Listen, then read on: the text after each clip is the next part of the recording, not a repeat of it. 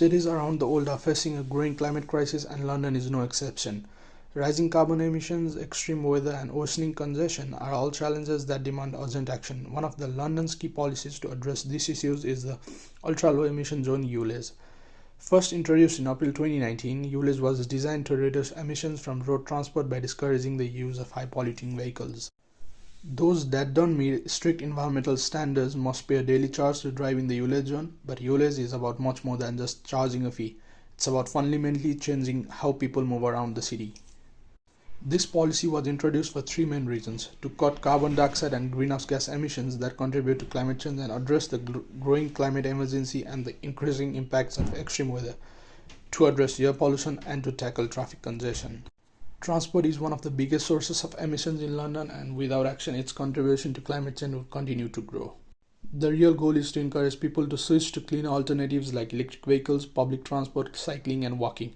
That's why, alongside ULEZ, London has been investing heavily in public transport, expanding its fleet of electric buses, improving train and tube services, and creating better cycling and walking infrastructure. Public transport is significantly more carbon efficient than private cars. According to the UK Department for Transport, a typical petrol car emits around 200 grams of carbon dioxide per kilometer, whereas a full bus emits just 98 grams, DLR emits 33 grams, and London Underground only 40 grams per passenger per kilometer. The idea is simple: the cleaner and more efficient public transport becomes, the less people will rely on cars. By pushing for cleaner vehicles and promoting public transport, ULEZ is helping London take real action against climate change.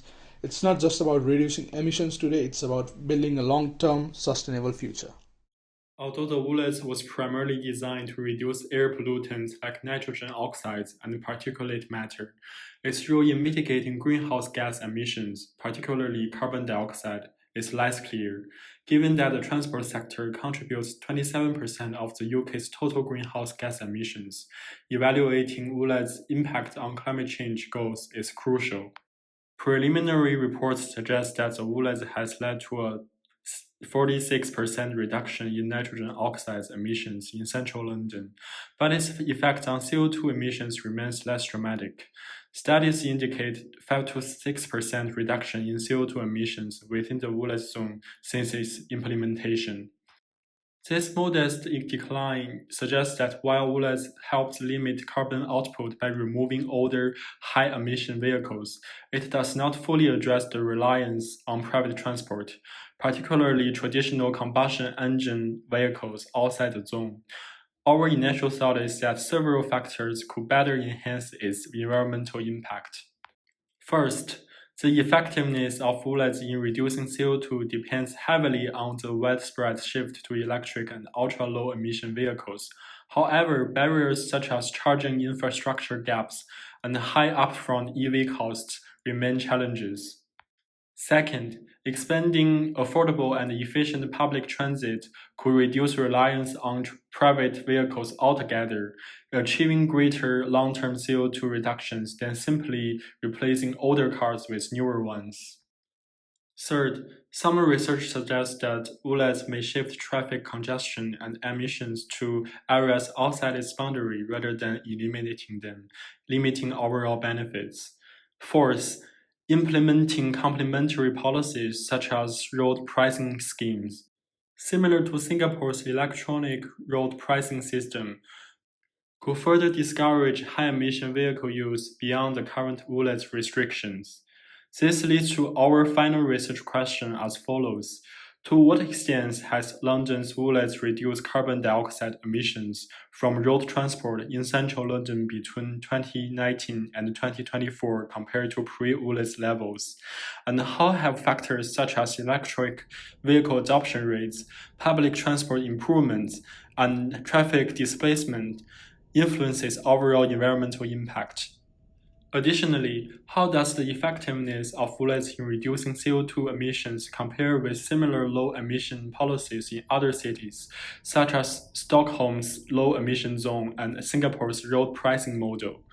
By analyzing emissions data before and after ULEZ implementation, comparing its impact to similar international policies, and considering behavioral shifts among London commuters, this research will assess whether ULEZ is an effective long-term strategy for reducing greenhouse gas emissions. Since its introduction, ULEZ has been met with both support and skepticism. One of the key arguments in favor of ULEZ is its role in the city's carbon footprint reduction. While at the surface level, pollutants like nitric oxide and particulate matter primarily affect public health, CO2 is a long-lived greenhouse gas that traps heat and drives global warming. As of 2019, when ULEZ launched, London has seen a significant influence on CO2 emissions, which can be seen through the following. According to London's transport network, Transport for London, CO2 emissions from road transport in the ULEZ zone fell by around 6% in its first year. The ULEZ expansion into inner London led to an 8% drop in total transport-related CO2 emissions.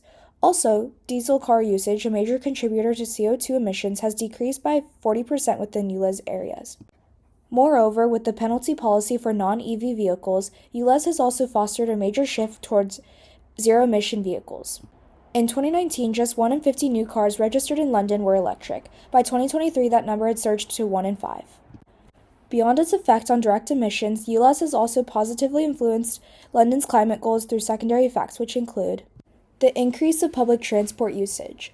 With the decline of non-compliant ULEZ vehicles, people have begun to opt for buses and trains over driving, lowering emissions. The growth of active transport. The expansion of ULEZ has contributed to an increase in cycling and walking. Policy influence. Other global cities, including Paris, Madrid, and Berlin, are adopting similar low-emission policies. However, ULEZ is not without its challenges. Although London has seen emission reductions in its designated ULEZ areas, it doesn't eliminate them entirely.